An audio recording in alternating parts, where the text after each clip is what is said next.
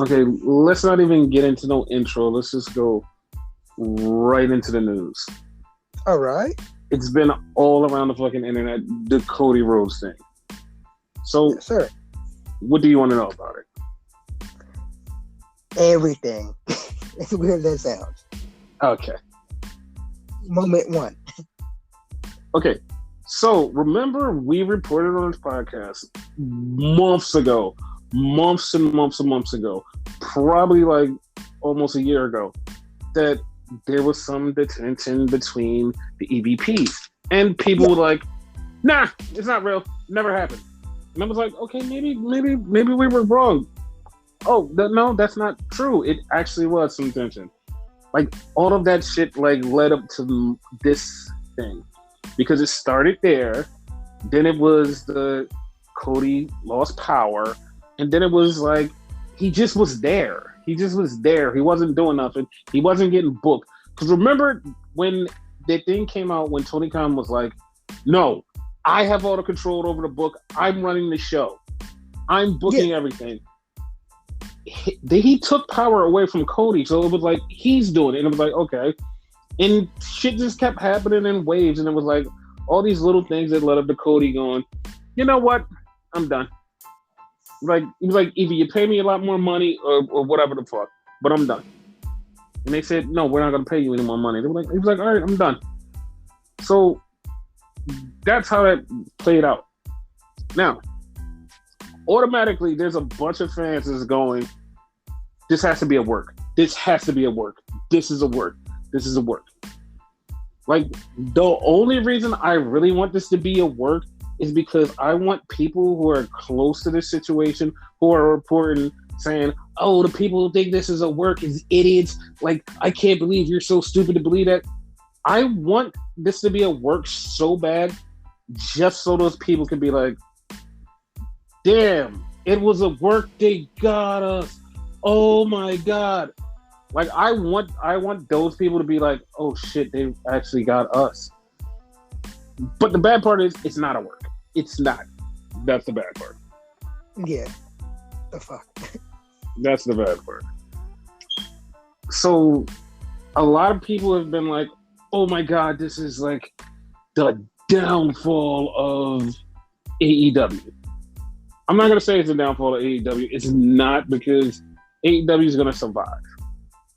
The factors of all of the shit that Cody is taking with him is the kind of a weird existential game changer, because it's like, it's an actual accidental game changer, but it's weird. It is so weird. Because think about it. You have Cody Rhodes, big star. If WWE treats him right, it's like, okay, cool. Other AEW stars are gonna jump. But here's a little twist to that. Mm-hmm. Cody jumps. Cody still owns Nightmare Factory. He's still bringing up new wrestlers that sometimes get fed to AEW that could now start getting fed to WWE. It's like, oh, that's something new. Also, his connection with QT Marshall, MJF, Ricky Starks, he's over there. All of those people are like, Cody, is it okay to go back? Is it okay to go back? And Cody's like, yo, I'm having a time of my life and I'm getting paid all this money. Dog, come on. Like, your contract is up in a year or so. Come on. Like, hey, bro. Hey, look, I'm getting all this money. Oh, and also I'm doing this other thing over here. I'm just saying, what's up? And it's like, these are your friends, like your close friends, and you're telling them that, like, oh shit, the grass is actually greener on the other side. Now they're jumping.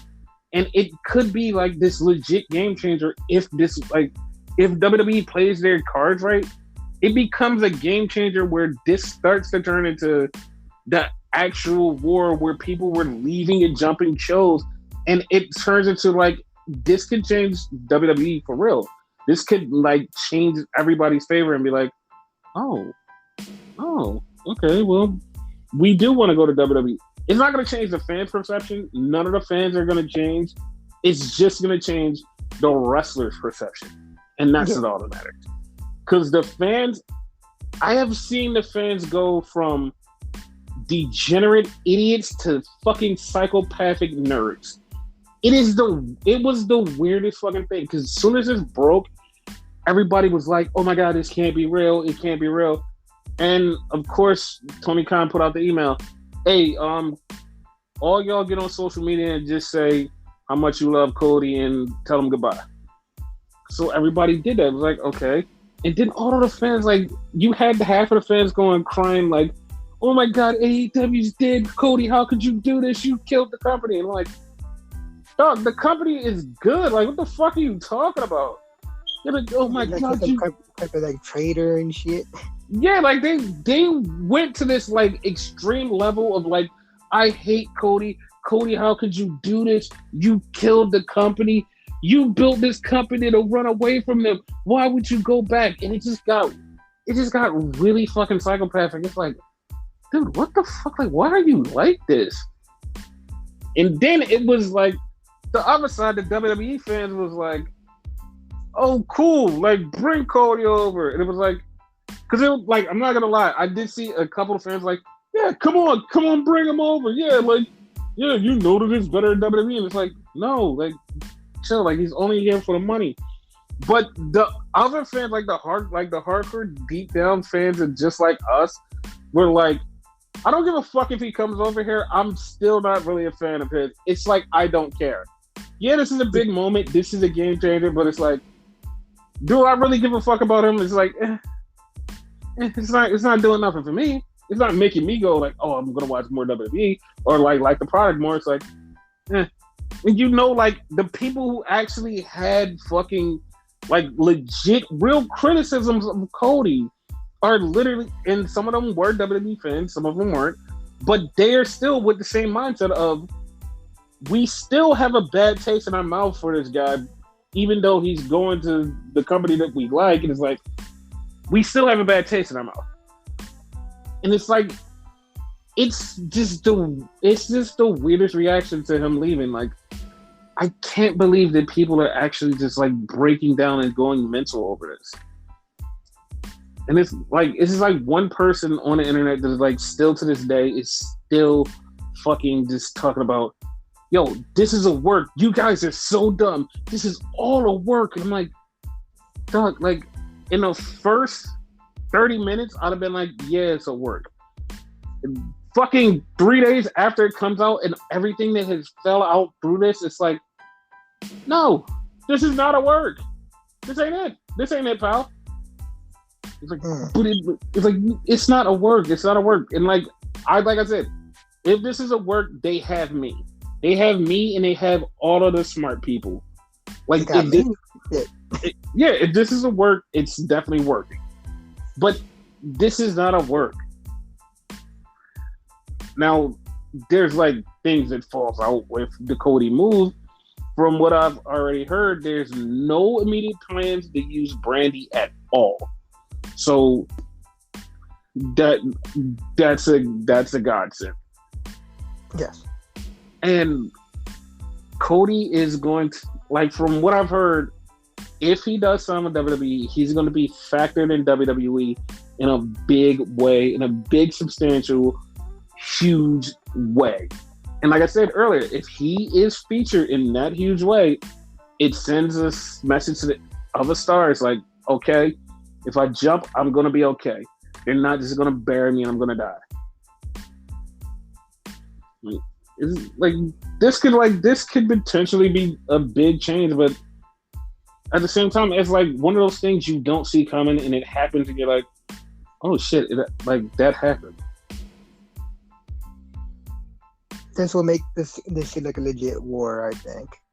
Yeah, and the other people that like I already know is probably will come back is Bryan Danielson. Once he gets all of his wrestling out, he'll come back. Jericho already signed like another 2-year contract, but like in a few years from now, Jericho will be like, you know what, fuck it, I'm going back. Like those type of people are the people that you're like, oh, they're definitely going back. Another person is Kenny Omega, and that one, I don't want to be on the internet for that because I know exactly how the fan base is going to turn, because it's going to be the people that hate him because he's over in AEW and the WWE fans are gonna be like, you know what? I kind of like this guy now. And it's be like, dude, you fucking hated him. Don't do that. Like, you're such a dick.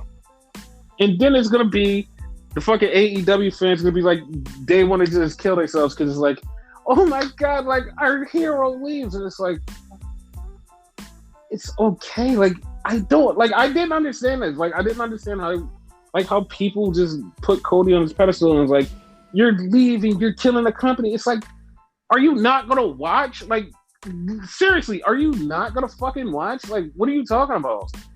They're still gonna watch. Wait, but okay. So like, this is actually really funny, and like we stopped talking about ratings a long time ago, but we have to do this because this is really funny because it ties into the dumbass story.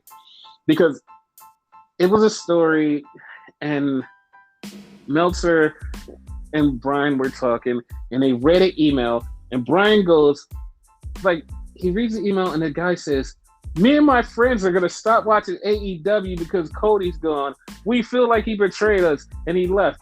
And Brian said, that's so fucking dumb. Why did you make me read the email? And Dave said, dude, he was like, I don't know. I found it funny because that's so stupid. Nobody's going to just stop watching and, like, not watch. The fucking ratings came out, and last week they did like 1 million. They did 800,000 this week, and they did like one of their lowest ratings ever. And it's like, wait, could they actually have stopped watching because of Cody? Like, is that a real thing? Because like, that was fucking shocking. It was like, holy shit! Like, it wasn't like a little bit. You went from 1 million, like 200,000 people stopped watching in a week, and it's like, what? Like, did that really happen? Like, cause it's like that joke fucking email that y'all were joking about and saying, oh, my friends are gonna stop watching because of Cody. Nobody's gonna stop watching. AEW is gonna be all right. The ratings come out and the 200,000 people just magically vanish, and it's like, could it be true? And the funny part is, like, people were like, oh, it's because I don't know. Like, this is just a rare anomaly. There was nothing on TV last night that should have dictated them getting that low of a score. And it's like, the fuck? Yeah. And somebody was like, oh, it was because of the Olympics. It's because of the Olympics. It's because of the Olympics. And they pointed out to the Olympics was like, wait, no, I'm gonna tell you. They pointed out last Wednesday, when AEW did 1 million, the Olympics did 8.4 million views. This week, the Olympics did 6 million views. So they dropped drastically the next week. So you can't say, oh, it was everybody who's watching the Olympics, because less people watched the Olympics this week than they did last week. And you can't be like, oh, maybe everybody was outside. Okay, if everybody was outside, then like there would be no ratings. It's just people weren't watching last night. I don't know why. It's fucking crazy, but I have no fucking clue. Now, it might be because of Cody, right? Mm-hmm. But like, we'll find out like next week. Yes. Like the ratings on that. If the ratings on that are still low, then there's something to this. Yes, because to me, it's like the ratings were low because the show wasn't like, there was nothing exciting that was to the casual. Was like, oh, this thing is happening here. Nothing was really exciting because the week before it was like, yo, we have a big, huge surprise. We have this, we have that. And it was like so hyped up. It was like, yeah. And everybody was like, oh, we really want to see what these surprises are. We want to see what's happening. And this week, it was just like, it's another show, guys. Okay. And it was like, it was no hype to it. It was like, okay, well, that's the thing. Yeah, like, compare this show to last week. It's no contest. Yeah. It was very weird.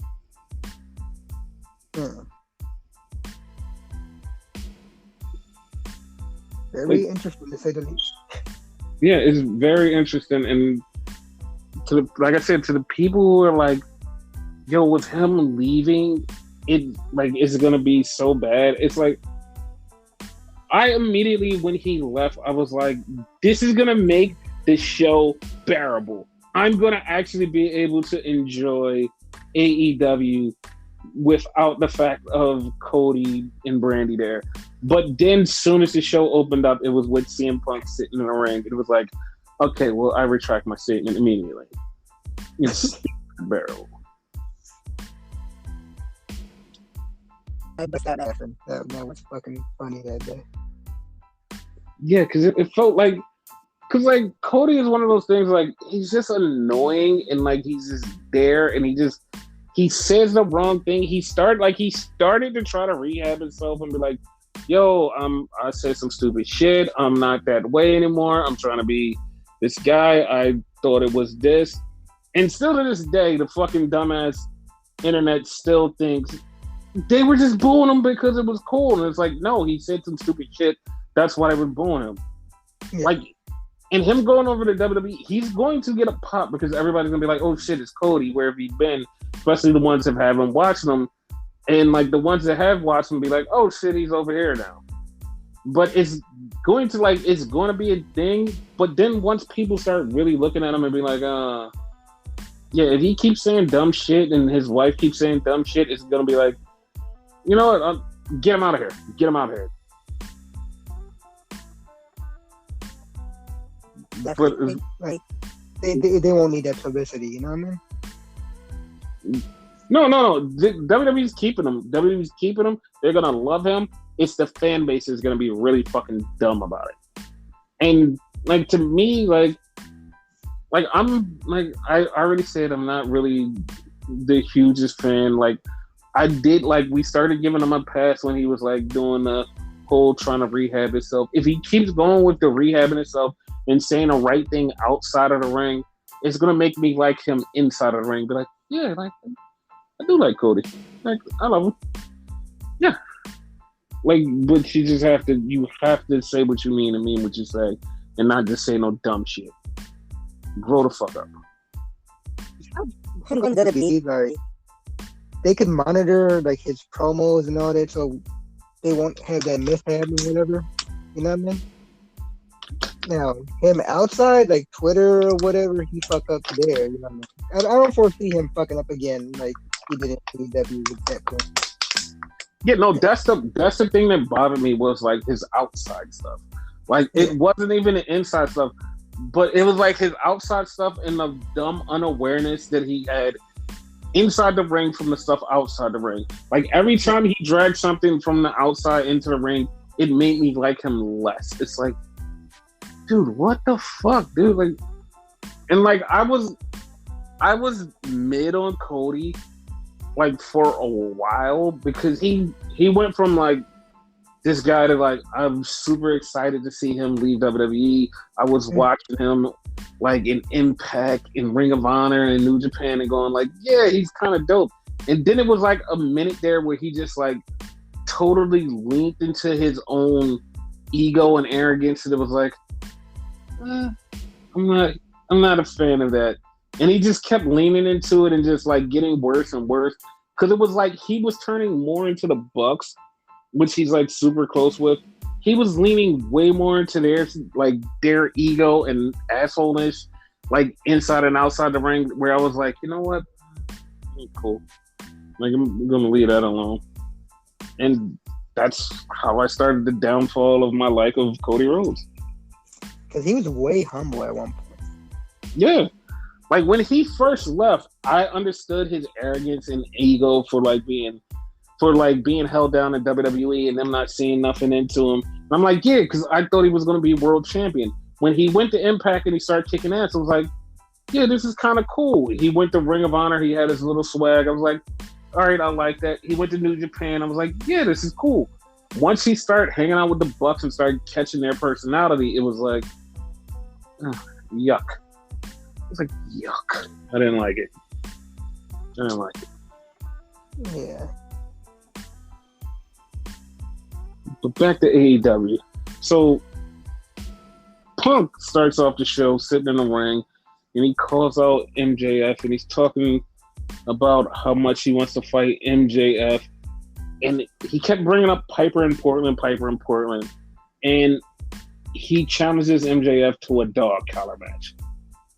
And like everybody on the internet goes, "Oh my god, this is so cool!" And they said it on commentary. They were like, "We had a dog collar match already between Cody and Brody Lee."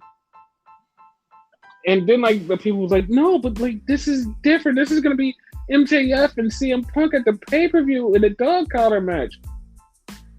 And like to me, dog collar match is just like a bull rope match or a chain match, but it's just you're connected by the neck and you're just blood. You're gonna get bloody, and then, like that's the only. It's really no huge difference. Yeah, it's no huge difference. Yeah. And he challenged MJF. MJF came out and he was so sad he didn't say anything, and it was like, okay, like to me that didn't it didn't blow me away and make me feel like, oh my god, I need to see this match, because it's like I'm already over this feud. Was over it a couple weeks ago. It's just not for me now. Like I'm super over it.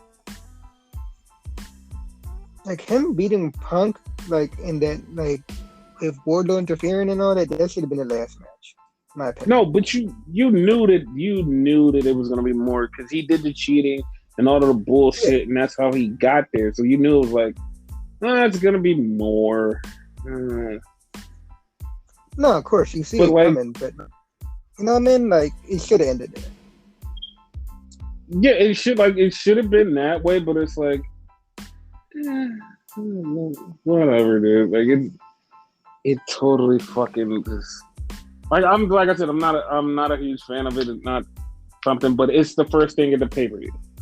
Then we have a backstage with Jurassic Express, and they're talking, and this went kind of like weird automatically because Jungle Boy says, well, next week we're going to have a battle royal to see who we're going to face at Revolution. And then Christian goes, well, there's going to be a ring battle royal to see who else you're going to face at Revolution. It's like, wait, what? Like, it's 2 tag team battle royals back to back, and the winners fight them in a 3-way? It was like, what the... okay. I don't get it. Depending how they do it, I like it or whatever. Like, I don't know if I ever mentioned this in the podcast. WWE had one years ago, and it wasn't really teams. It was like random people. Like the winners were Test and Dito. But like it was kind of cool. Like they did that. You could make a brand new tag team with that. That was cool, but like that's not how they're gonna do it. They're actually gonna do it with the tag teams. Like they're not gonna do it like that. It's just the tag teams.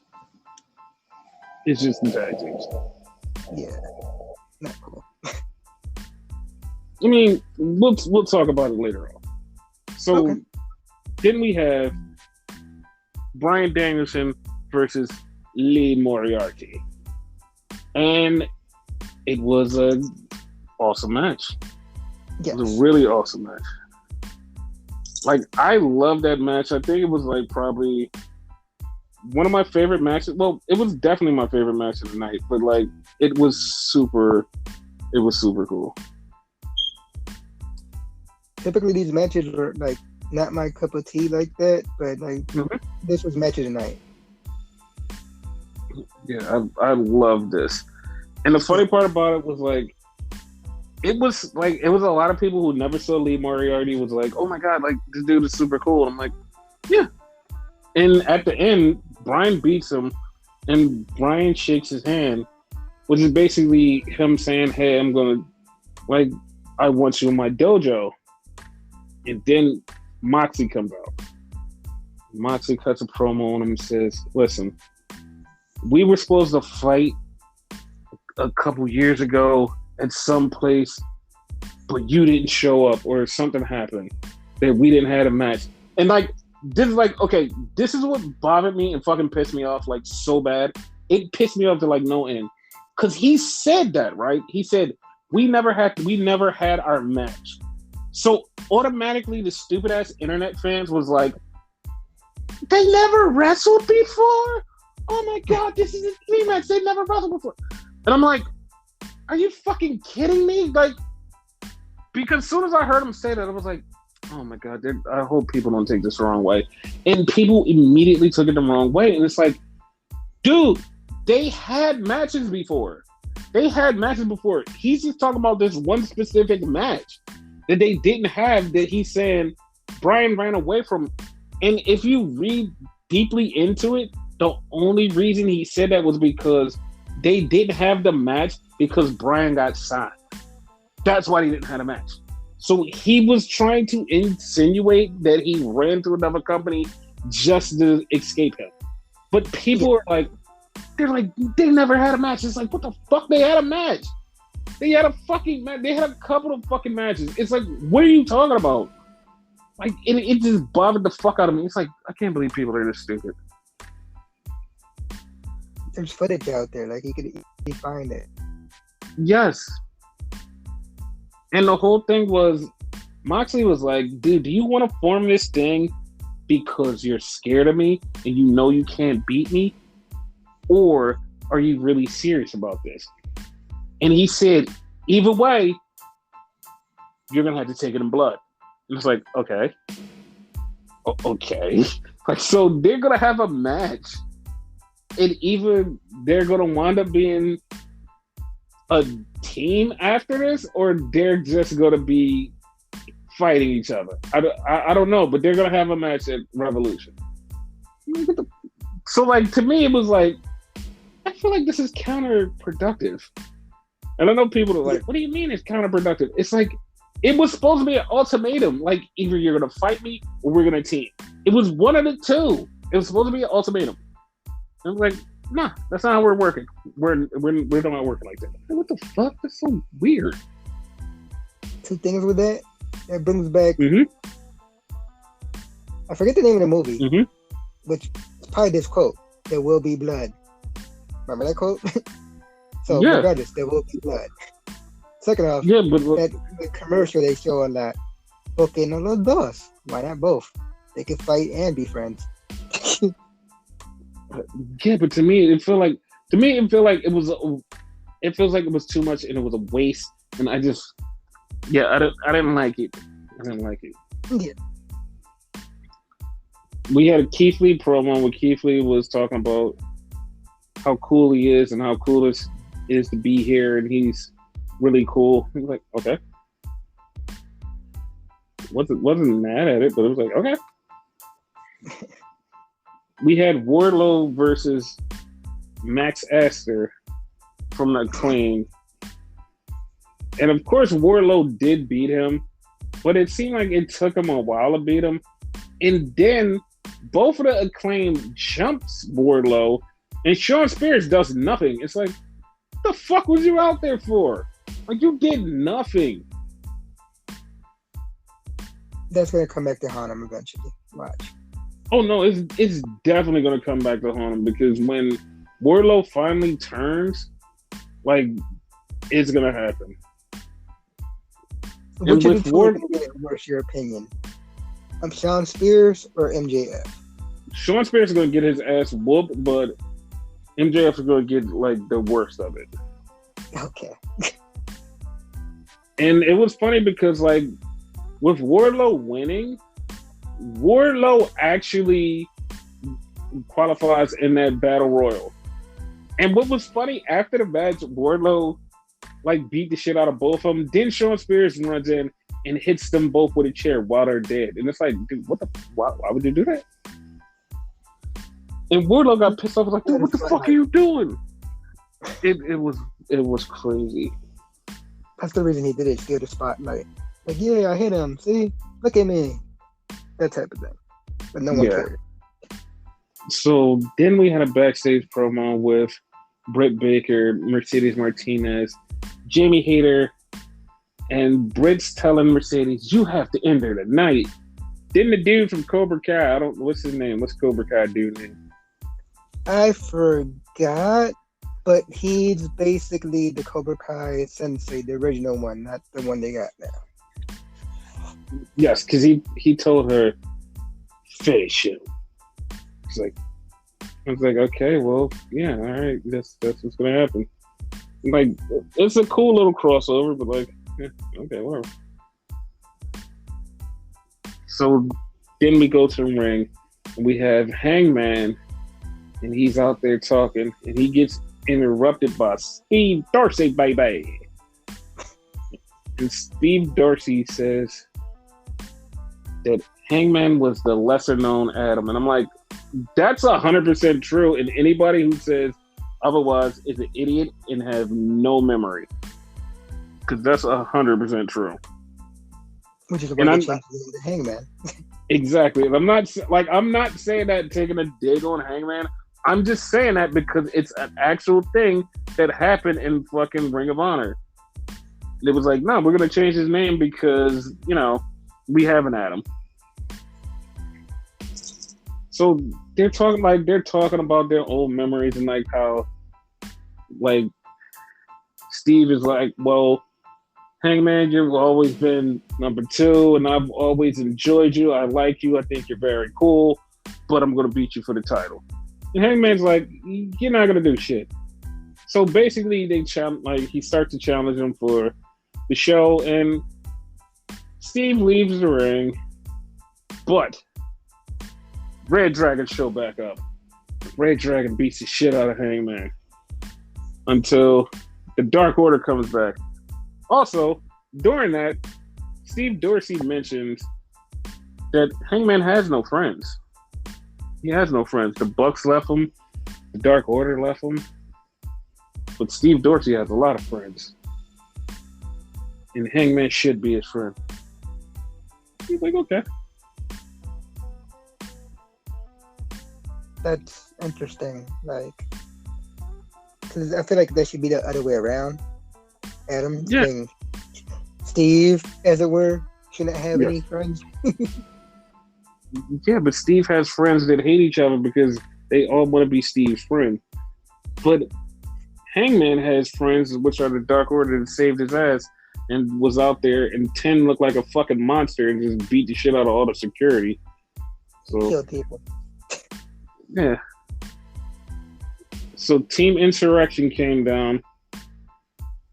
Jericho and Jake Hager, they hit the ring, and then LAX showed up. And when LAX showed up, Eddie Kingston came out after them. It's like, oh, okay. So the matches go on. In the middle of the match, Jericho and Judas Effects, Eddie Kingston, and everybody's like, oh my God, why did you do that? That sets up their match. Okay. But, of course, LAX does pick up the win, which, to me, okay, so this, well, like I said, is like, we're going to get into it, but it says something to me, and like, well, it doesn't say something to me as much as it makes me want something more than I did before. Okay. Also, Jake Hager, he looks in phenomenal shape. Like, he I don't know what the fuck happened to him. He disappeared, lost weight, got physically fit. Okay. Trained like a motherfucker. Yes. So then we have backstage. We have the Young Bucks, Steve Dorsey, and Red Dragon. And they're both saying, we want to be in that tag team three-way. And they, the Bucks say, well, we want to be in it. And Red Dragon's like, well, maybe you could be in the second one. And it was funny how Matt goes, Kyle, where have you been? Kyle said, I've been dead in a year. What about you? Nick goes, I have kids. Bobby says, I have kids. Matt says, I have kids. And Steve Dorsey goes, you all have beautiful kids. Stop arguing. I think that's actually really fucking funny. Like, how the fuck do you have an argument, like, who's the better parent or whatever? Like, who got the better kids? Like, what the fuck? That is so funny. So, this is where I want to talk about the tag team three-way. Okay. Because I saw LAX win, I want LAX to be in that three-way. But here's the thing. It Mm-hmm. looks like it's going to be the Bucks and Red Dragon are going to be in there against Jungle Boy and Luchasaurus. Now, that's how they're painting this. They're literally painting it like this is what it's supposed to be.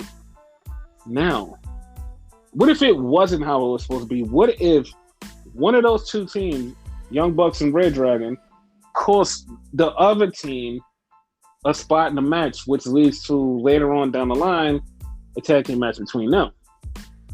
What if one costs it? Here's another thing. Like, what if LAX actually gets in and then it's like LAX, Red Dragon, and the Luchasaurus? What about that? Like, I would enjoy that. I could see that. But of course, like, they'll probably just like put the Bucks in against LAX and Jungle Boy and Luchasaurus, which is whatever. That's way Like, too easy. But like I said, everybody is working under the already assumption it's going to be Red Dragon versus the Young Bucks versus the Luchasaurus. It's like that's like it's just pinned too easy, and it literally takes like it has steps to get to the end game, but it also takes away steps to get to the end game.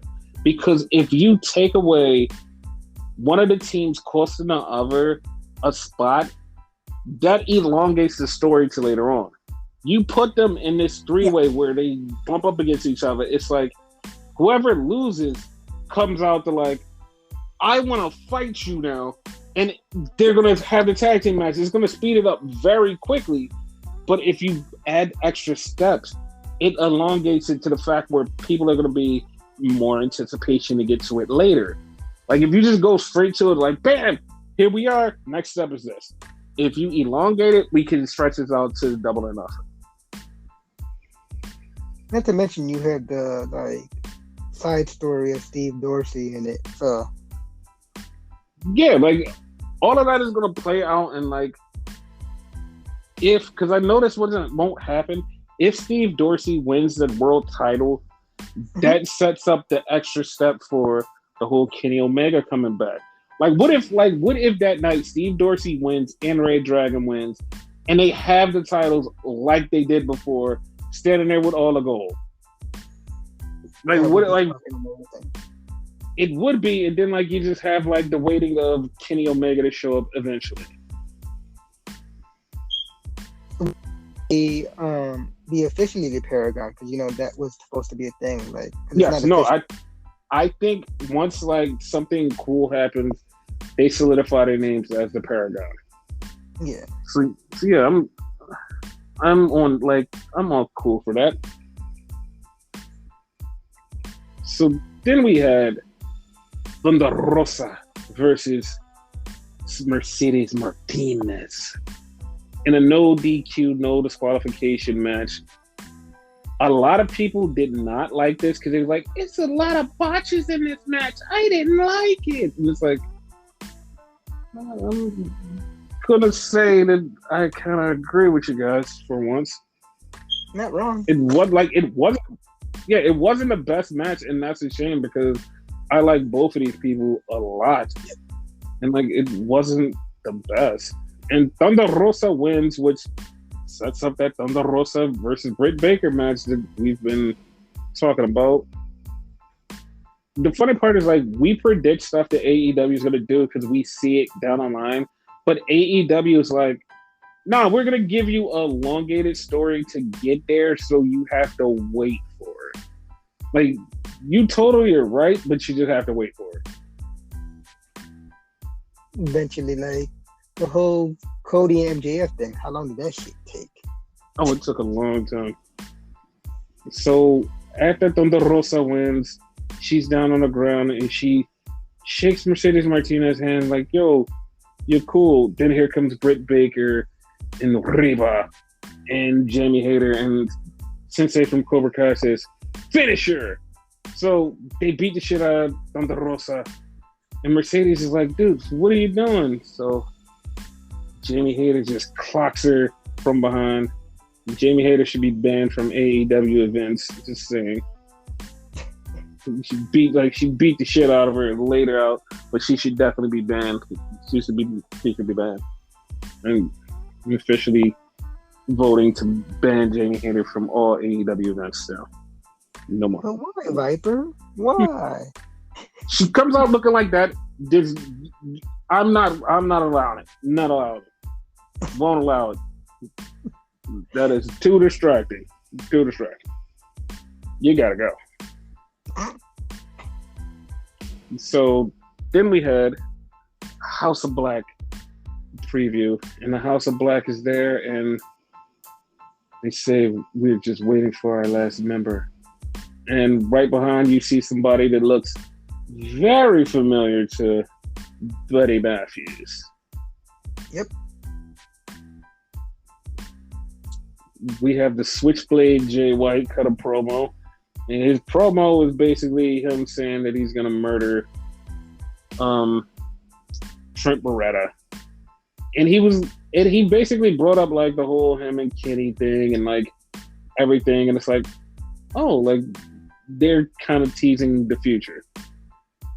Like, I don't know how long he's gonna stay here. He's not officially here, but I don't know how many times he's gonna come back and forth here. I mean, in Impact, he's currently feuding along with Guerrilla's Destiny with the Good Brothers over there. So, it could be a long running thing, even though the Impact and AEW thing is over. But Yeah, but okay. So here's the thing: the Impact and New Japan thing is still a go because Impact has been very nice to them, and they've been very nice to Impact. They've been playing back and forth and just having fun. Like Impact and New Japan have been like their own little world. It's been their own little fun thing because, like I said, a lot of the New Japan guys can't go back because of COVID, so they need somewhere to wrestle. So they've been wrestling on Strong and Impact. Like AEW wants to use them. Like, hey, can we use this guy? They have to go through the channels and get to him. But like, as far as Jay White, I'm cool with him being on other shows and like, I mean, like I'm not a huge fan of him being in AEW, but like whatever. Like he's here. Like I feel like you don't just take like this super shiny diamond and just put him in with like all the other like cubic zirconians. I don't think you should do that. Like you have this one great thing, you're like, put it over here. No, you got a couple rubies and a couple onyxes and a couple rose quartz. Like you have all of those, but then you have Jay White who's a diamond. You stick him in with everybody else. He's outshining them. You're like, it's kind of like, I don't know, man. No, I feel you. But yeah, that was that.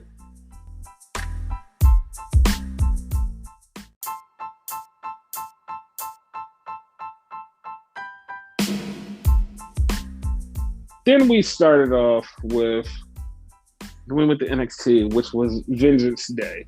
And we started off with Mandy Rose outside in a bikini, walking around, showing off. And then she sits down and she starts texting her girls. This literally was just for the guys because she's looking all sexy. Then they go to Gigi. Gigi is in a negligee. She's on the bed. She has her feet out. So it's like you hit like two demographics right there. It's like, oh my God, sexy woman and feet. Like you have that. Then you have JC and they're just like all over JC's body. And it's like, dude, what is happening? This whole thing was just like total toxic distraction to everybody. It's like, what is happening? And they're basically running down the cart and they're like, ladies, pose with the belts. Ooh. And it's like, what is happening here? It was so weird. It was so weird. Like, I know a lot of people that really liked it, but it was so weird. It was so fucking weird. So, that part. I mean, you wouldn't want to miss the part if you've seen it. You'd be like, nah, it's actually kind of hot. And I'm like, yeah, it's a thing. And like, I know people are like, oh, it's because you're hate of Mandy. It's like, no, like it's not even the hate of Mandy. It was just like, it just wasn't like I didn't expect it, and it wasn't the place where I was expecting it. And it was like, yeah, okay, it's a thing. Like it's supposed to be their like kind of quote unquote pay per view, kind of sort of. No, it's just like no, it's not a pay per view. It's just a live show because their pay per view is like stand and deliver and shit. So like this is just a live show. So a special live show. Yeah, it was you know Vengeance Day and whatever. So no, you don't expect shit like that there, you know. Yeah, but like I said, it was like it got the guys and some of the girls talking like, oh, this is actually attractive. I liked it. Like, just like another segment that they had later on that we're gonna talk about. Like, I liked it, but didn't expect it on this show. But yeah, continue.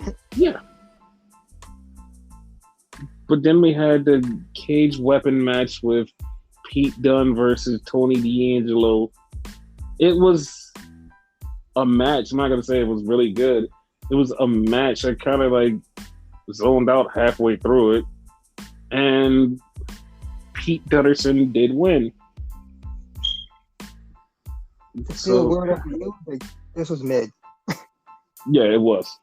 So then we had Cora J. Raquel Gonzalez sketch. This is the part that I was talking about. Like, this belonged in a regular show, and this wasn't a regular show. Mind you, I enjoyed it. So I'm not complaining. It just felt weird that it was a show. But you have to remember, these are just like TV shows and not the actual action. So they're doing this. Raquel wakes up Cora, and they're doing training, and it's like it is so fucking apparent that it's like Cora is just like this star, and it's like this is like you see it, it's right there, like she's jumping off the screen like with her charisma, and it's just like something about her. It's like she has it. It's something about her that's like stands out in the crowd. It's like she has it. I was like, it was great. I loved it. Like I told you, this vignette made her look like a total loser, lazy, clumsy, yada yada yada. Right? Mm-hmm. She's gonna wind up winning the fucking like matches, like without Raquel. Or Raquel's gonna do a little something, but she's gonna wind up winning. Don't be surprised if they win the whole tournament. Mm-hmm. So then we had Toxic Distraction versus Persia and Indy.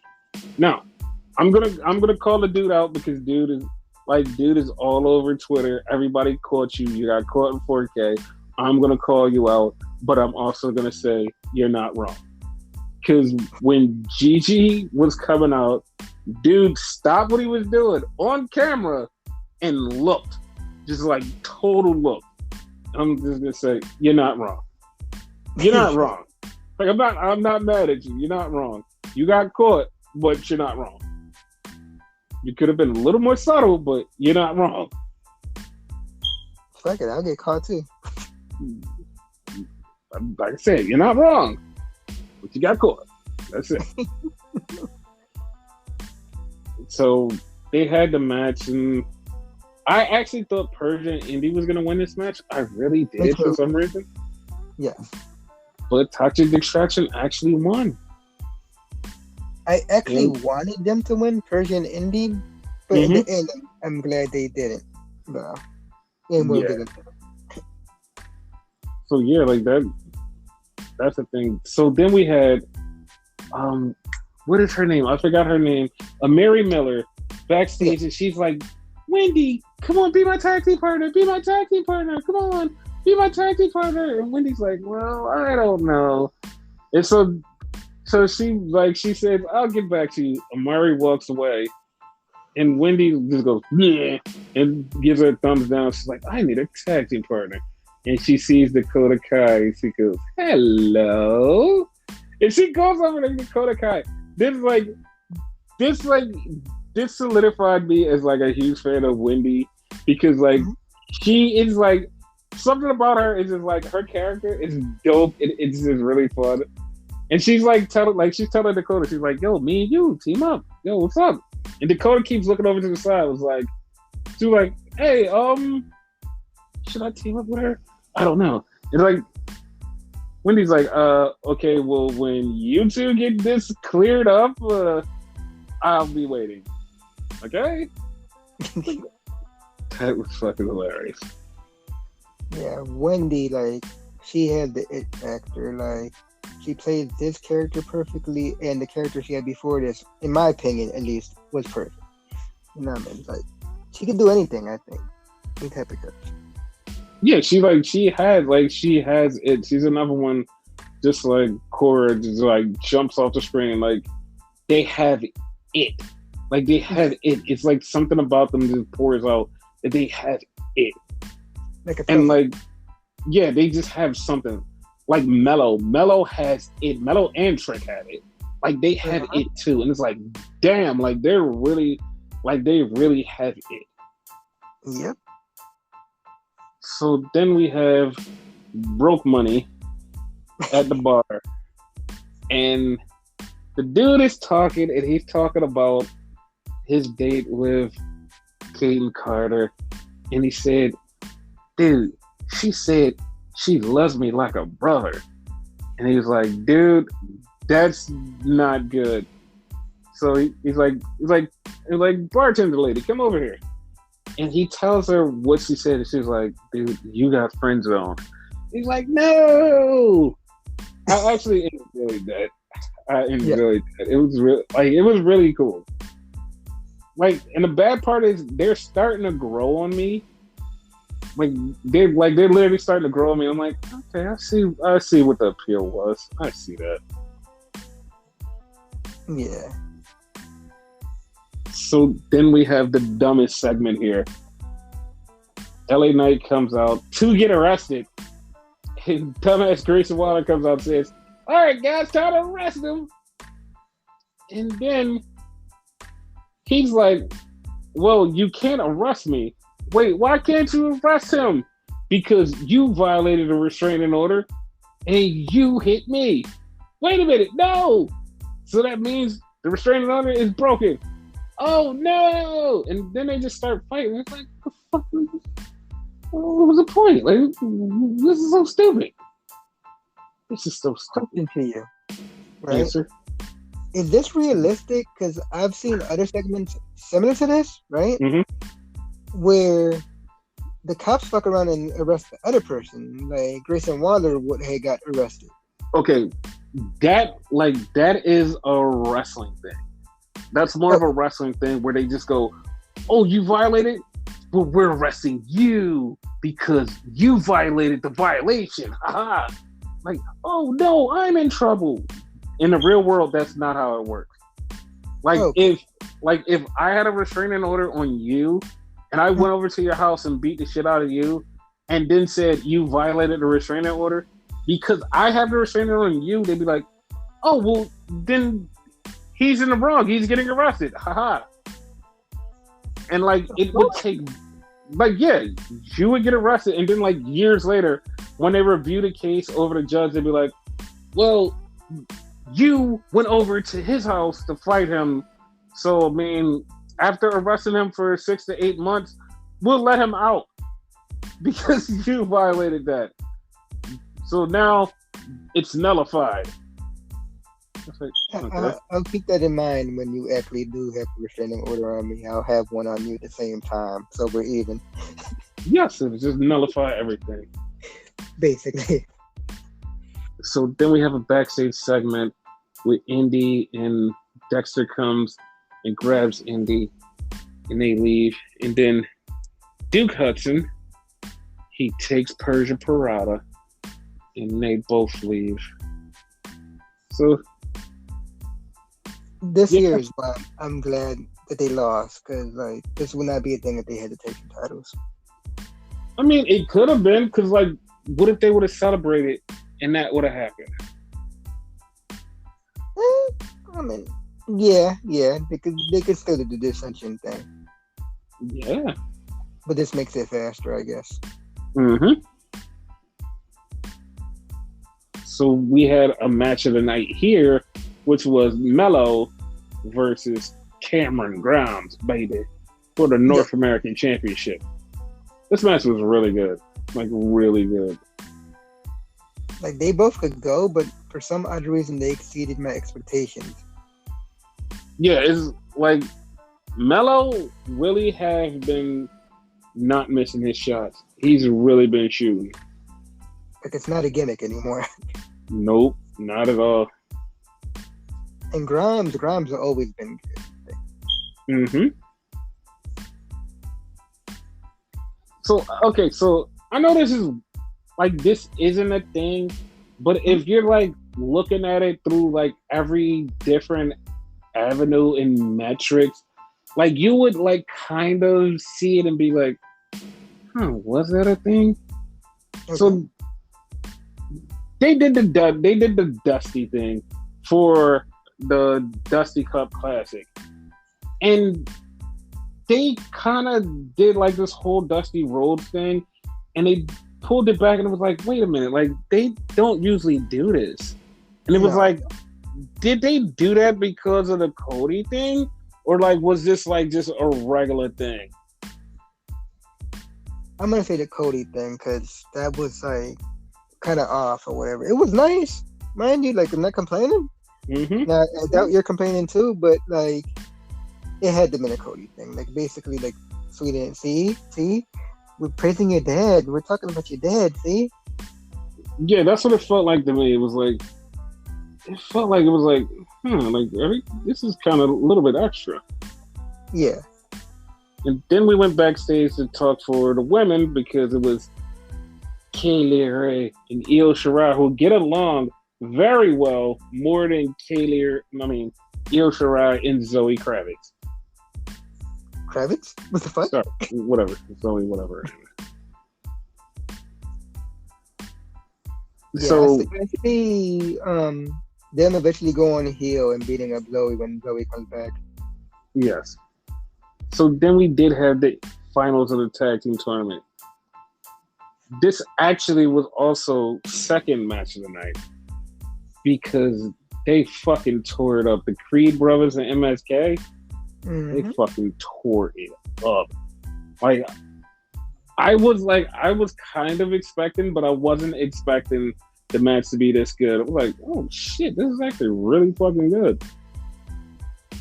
Like, with all due respect, Wes Lee's a fucking psychopath. Like, he tried to kill himself a couple times in this match. Yes. And the Creed brothers, great. Yes. Yeah, the Creed brothers are awesome. They won the match, and it was like, okay, well, goddamn. Can't wait to see them against Imperium. Oh, that's gonna be so sexy. Yes. And speaking of sexy, it was a Nikita Lyons promo. And it's just like, yeah. Yippers. I've already exceeded my thirst limit earlier, but like, you know what? Fuck it. Just she's got something. She's got something. They're right. All of those people are right. She's got something. That's it. She's got something. That's the tweet. Yes. So then we had Imperium and Gunther come out, and Gunther was talking, and they're still calling him Walter, but he's like, no, it's Gunther. It's Walter. So Solo Sikoa comes out, and he's like, I want to fight you. Okay. And it was funny because, like, in my mind, I'm like, he's outnumbered, but then also it's like he's not outnumbered because he could call his brothers. Yeah.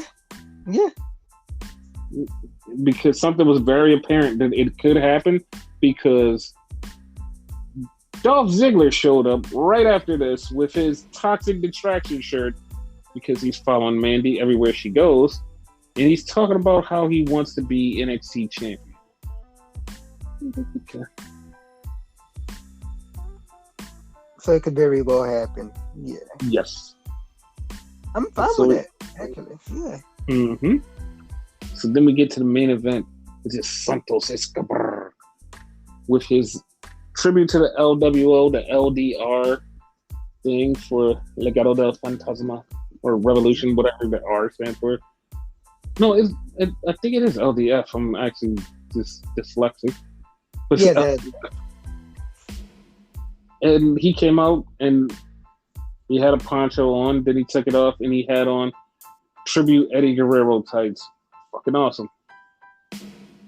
yeah. Like, I was kind of upset, and like you would think after you made that comment, I'm upset about the tights and whatever. Mm-hmm. No, that made me like him more. So I'm upset at the fucking outcome of the match. Continue. Well, you knew this was gonna happen. Yeah, that's why I'm upset. I was upset as soon as I saw him with the Eddie tights. Like, I like you more now. I've always liked him, but I like him more now. But a thing that stood out to me, like, immediately, like, Santos is standing in there against Braun Breaker. And it's like, he's standing opposite of Braun. And you're looking at Santos and you're like, how is he not on the main roster or pushed to a different level? This guy has the whole physique, the look, everything. He speaks perfect English. You want somebody that can still the Spanish crowd? You have him. He's right there. I've been saying this for the longest. When people was like, Sammy Guevara is the next Eddie. It's like, we said it on the podcast. It's Santos Escobar. He has everything. He literally has every drop of everything that you wish that you could have in a second coming of Eddie Guerrero. And this is not us being like racist and going, oh, we're not doing a Jericho where every Spanish guy is the next Eddie Guerrero. It's a certain flair and a certain work ethic that you have to have, and Santos has it. And it's like, dog, like, how is he not just like start like the star of the fucking show? Like, he fucking put in the work. He like was already a certain body type, but he put in the work in the gym and he tracked his progress. Was like, look, this is me getting leaner and leaner and leaner. He got to a fucking look that is just like, oh, he's fucking perfect. Like, he's the type of guy that, like, I swear to God, like, if he gets released and AEW doesn't call him the second his name is called, it's something wrong with this whole entire world. Exactly. Because like, everybody needs to be up on him, you know? Yes, he has it. Like, that's the thing. Like, he has what everybody thinks Andrade had. Like, Andrade fell the fuck off after NXT. He just, like, got complacent in WWE. Like, when he was on Raw, he just started to be like, meh, I don't really have to do much. Whatever. And he just fell the fuck off. And everybody's like, he's so good. He's still so good. He's had matches in AEW and people were like, meh, he kind of sucks. He's literally in a feud. Like, he cost Darby Allin the match against Sammy Guevara. We didn't even finish that. I totally just skipped it and went over it. Darby Allin lost to Sammy Guevara because of him. And it's like, no, but that's the thing. Like, he's so forgettable. You know what I mean? Yeah. At the same time, he's like kind of like I don't know if I'm racist for saying this or whatever, but like he's in the same line of fucking Alberto Del Rio, where like you forget he's like a champion, which Andre's not a champion right now. So I'm talking about fucking Alberto, you know? Like, yeah. They're forgettable people. They don't have the it factor we were talking about. Right, but you get away with saying that because you are Spanish and you can say that. So you get away with it. Yeah. Yeah.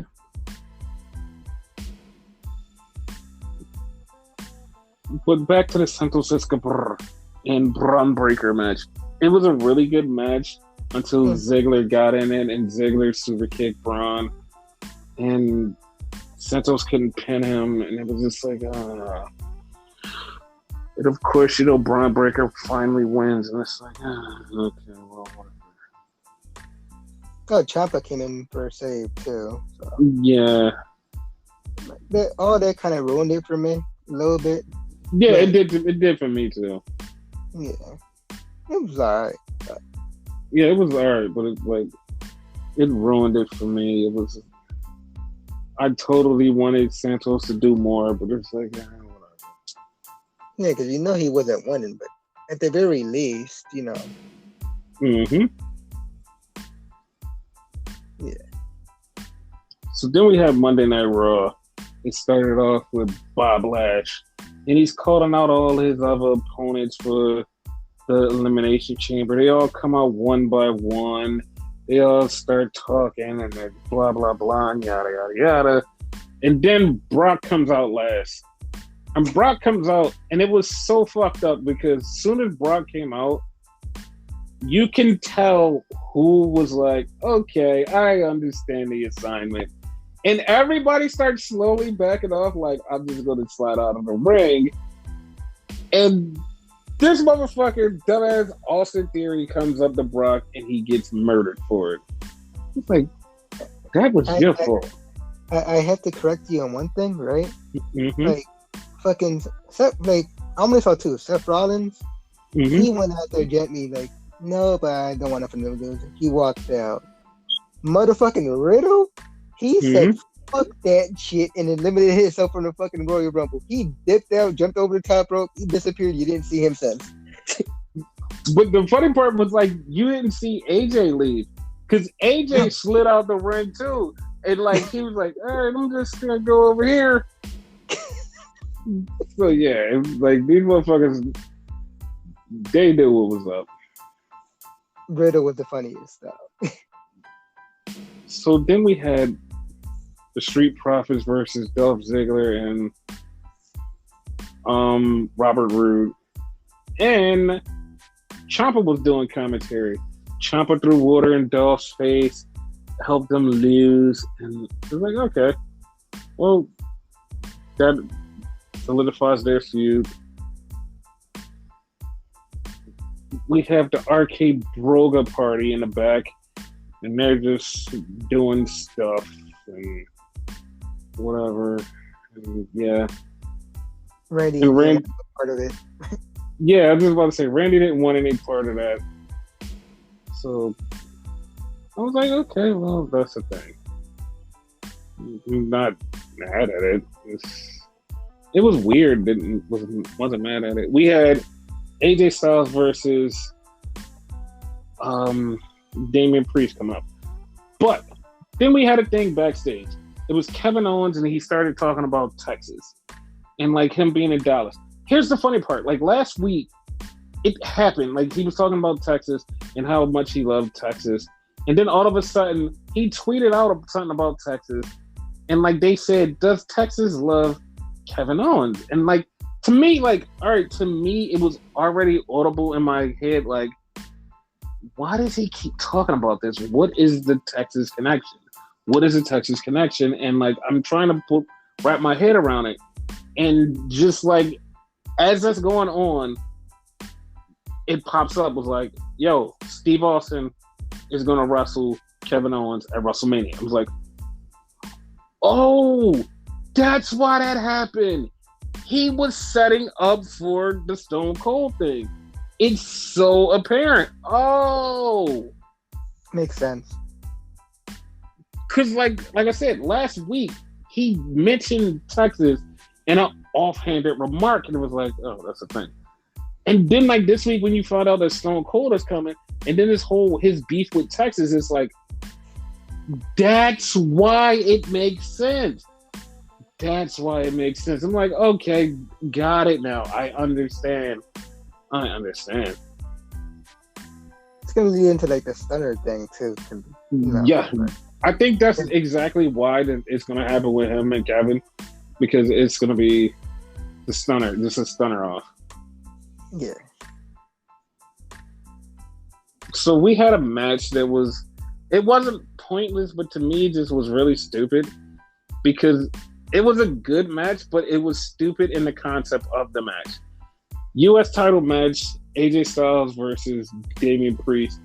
Damian Priest gets the win, but it's like it was stupid. It was very stupid. Especially AJ is going into that elimination chamber, like, you know? Yeah. No one was thinking of this. Yeah. So then we have another promo that I can't find the skip button.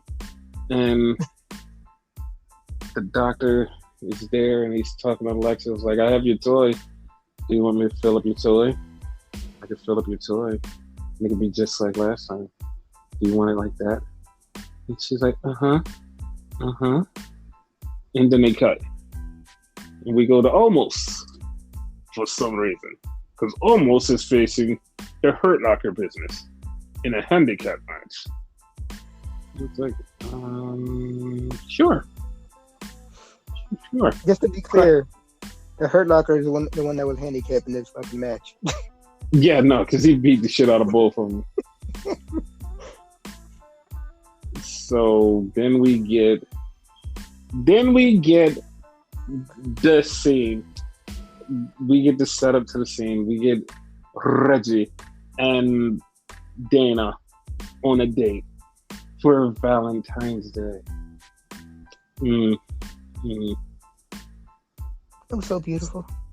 Yes. So we get a contract signing, and this is why I don't understand what people are like. Some people like don't have lives. Like they don't have lives outside of wrestling because like this actually was so stupid. Because Lita's signing a contract, and Lita's like, I got one more run with me as the title. As a champion. It's like, okay, cool. And Becky comes out looking very disheveled and like she hasn't slept and she looks like a bum. I'm not even gonna lie, I found that like super hot. I don't know why. Don't judge me. Like she came out and she looked like super hot. I was like, oh god. Not judging, agreeing. The funny part was like people was like, why is Becky like this? It doesn't make any sense. Like, why would she be upset that she has to face Lita? And it's like, are you not listening? Like, or do you not know what these cues are? She's saying she hasn't slept and she's so sad.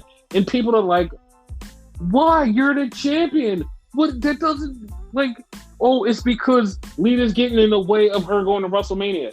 That's not it. She's in the shovel because Lita is her idol. Lita is somebody she looks up to. She doesn't want to kill Lita. She knows she's going to kill Lita because you're not going to take my title. This is my title. This is my thing. You're not going to stop me. I don't want to do this to you. I love you. You're somebody I admire. This has got me up all night because I can't sleep because I'm going to have to kill you. You're the person I idolize. I'm going to have to murder you. As the days go by, I know it's getting closer to me murdering you. I can't wrap my head around this. This is keeping me up at night. I'm so broken because I have to kill my own idol. Please just don't have this match. Don't have this match with me, please. I don't want to do this. And for somebody who doesn't understand what that would be like, it's like, how? Like, you missed that whole cue? Like, you claim to go outside, but you do nothing but just, like, sit here and watch wrestling and have no outside interactions. I'm like, Jesus Christ, it's so stupid. Nah, it makes perfect fucking sense. Like, even if you do just watch wrestling, like, it's understandable. Like, what the fuck? Yeah, because they're like, no, because she's stopping her from having a title reign on her way to WrestleMania. No, it's not. It's like, you have somebody you idolize, your uncle or somebody, you have to beat the shit out of them because they're standing in the way of something that you want, but you don't want to fight them, and you know that you're going to have to fight them. You know that you're going to have to kick their ass. You're sad because you're getting sadder every night. You're up because you're like, I have to fight this motherfucker. I have to fight this motherfucker, the person that I idolize. I have to punch him in the face. Like, I don't want to do that. Please just say no and leave. Just fucking leave. But no. Everybody's like, Oh, she's stopping the title reign. That's why she's angry. Oh, that's the thing. It's like, no. And I want to say she pretty much like stated this last week too, so it's like it's pretty clear. She not only said that, she said that in that promo. That Yes. this is why I'm up. I don't want to hurt you. Mm-hmm. So that was a thing. Then we had the woman's gauntlet. And the gauntlet was to see who has the last spot in the Elimination Chamber. And it started off with Rhea Ripley versus Nikki Ash. She beat the shit out of Nikki Ash. Then she fought Liv Morgan. She beat the shit out of Liv Morgan. Then she had a tough time, but she did beat Doudrop. So last but not least, here comes Bianca Belair. And they're going at it. They're going back and forth. They're having a really good match. For Rhea being in there for as long as she was in there and still having this like great match with Bianca at the end, it was like, oh, this is actually dope. Like Rhea can still go. Mm-hmm. And she wins. I mean, she loses actually. Did she lose? You don't remember. I don't remember, to be honest with you. I want to say she did win. That sounds about right. Yeah, Rhea didn't win. No, Rhea no, won. no. Wait, she lost? Rhea lost? I think So she lost. Okay, Bianca did win. So Bianca is going to be the last one in the spot. So yeah, that's the thing. Then we had the rest of the Arcade Broga party and Chad Gable, and Otis comes out and knocks all the shit over and is like, no more party for you, bro. Like, I swear to God, that's what he said. I'm not even joking. I swear that's what he said. That sounds about right. And complete with the laugh. Yes. So we have Reggie and Dana, and they get attacked and they run off, and Dana is talking to Reggie, and Reggie is trying to say, yo, I want to be with you. I love you. You're like, I want to date you. And Dana goes, you're a friend. She basically friend zoned the fuck out of him. So Reggie was like, all right, well, let's shake hands. Reggie goes to shake her hand, slides around her, rolls her up, 1, 2, 3, and wins back his title and runs off.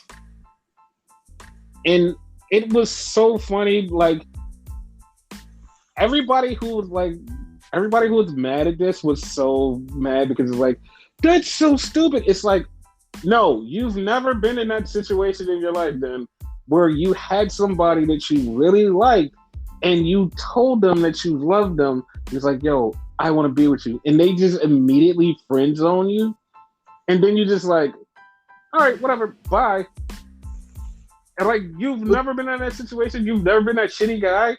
Because he definitely was that shitty guy. It's like, you've never been that?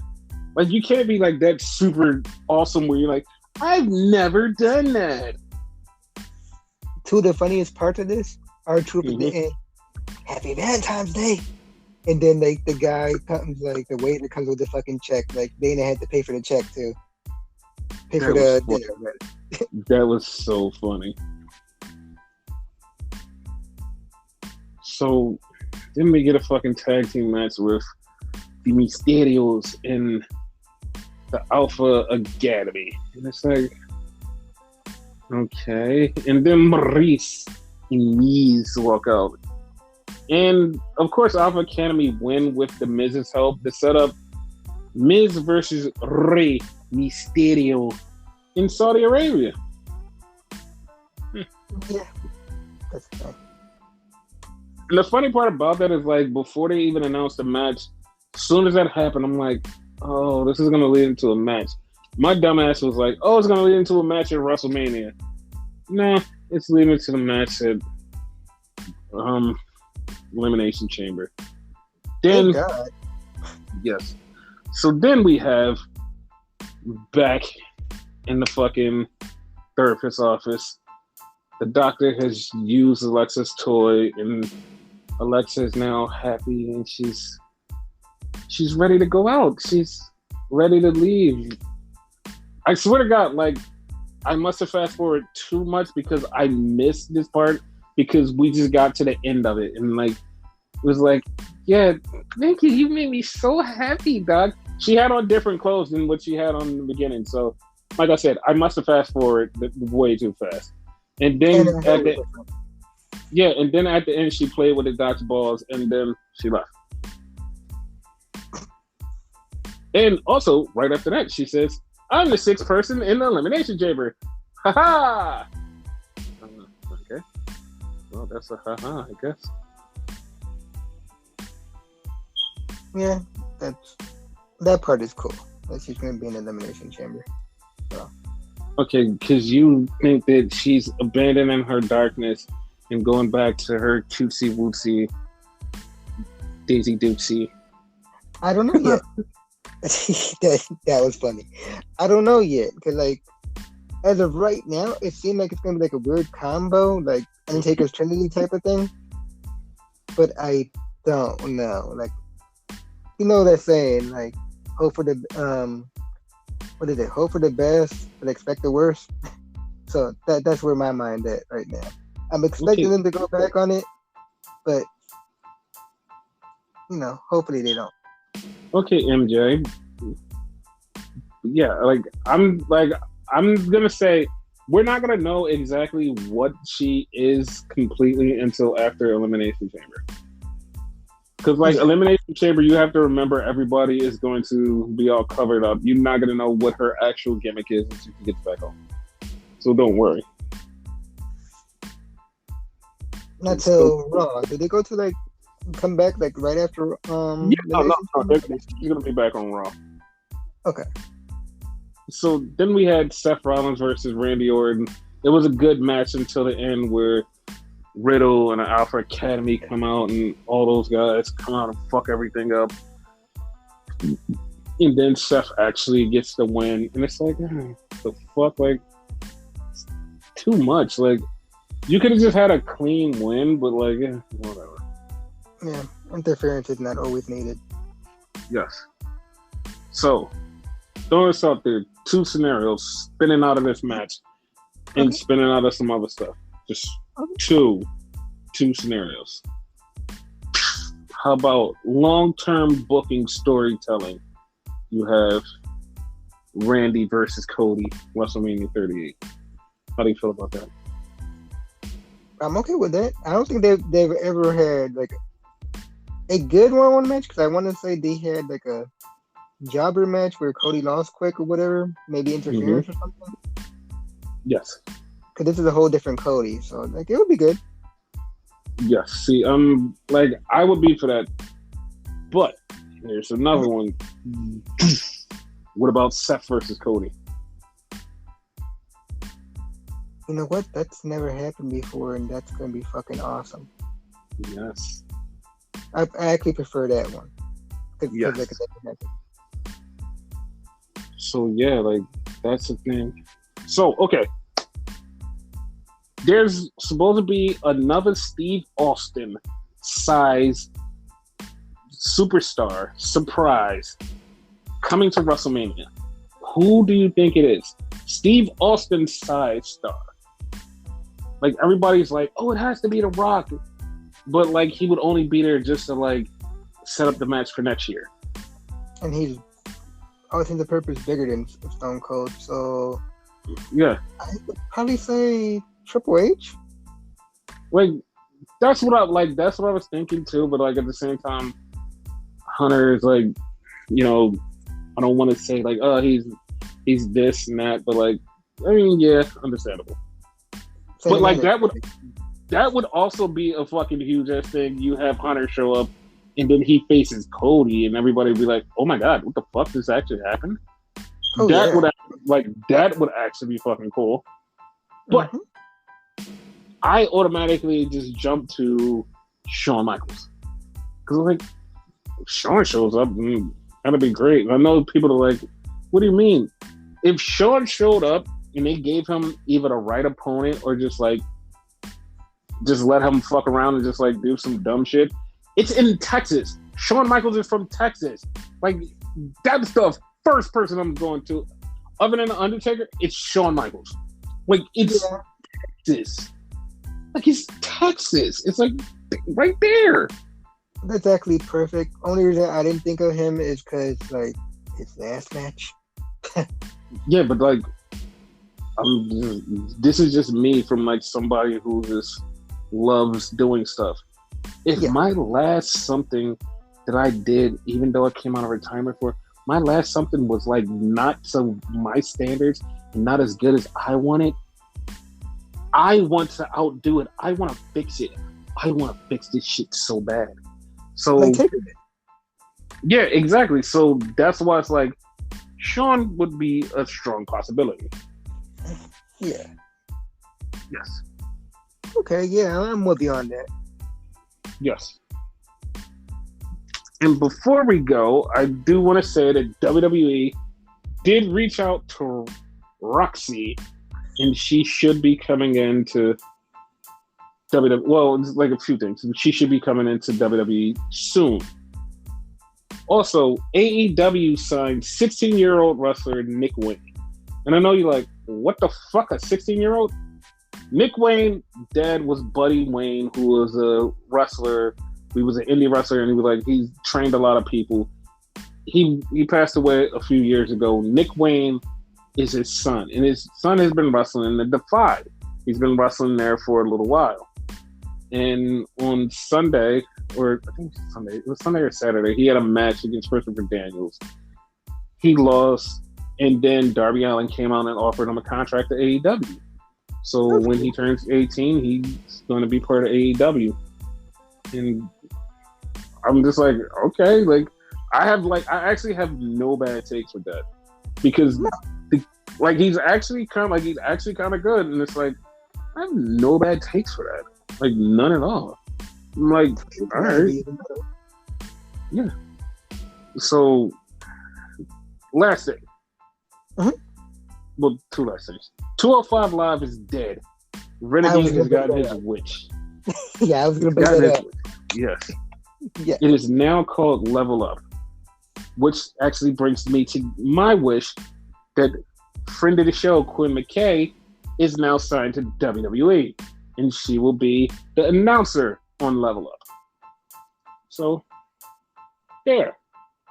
That's this week. This is an NXT property too? Yes.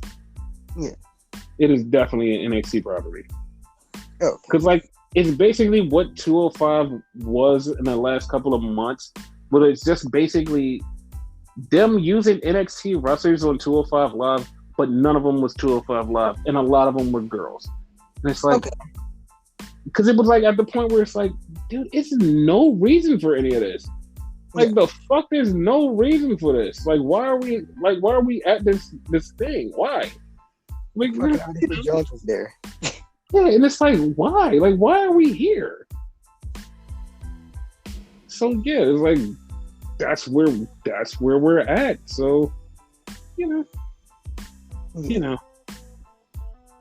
I know. So, yeah, this was a huge, packed, long show, and we've got a lot more to cover later on this week. So, yeah, we'll be back.